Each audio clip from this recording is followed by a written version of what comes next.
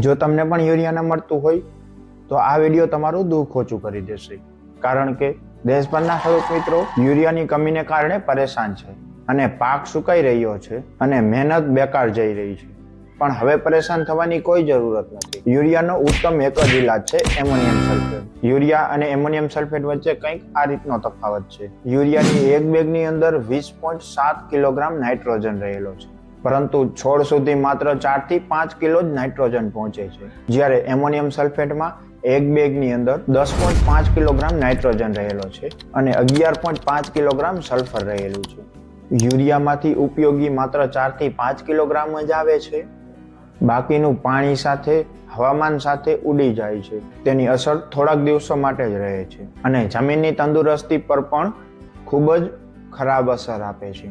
જ્યારે ammonium sulphate છોડ સુધી 80 થી 90% સુધી પહોંચી જાય છે.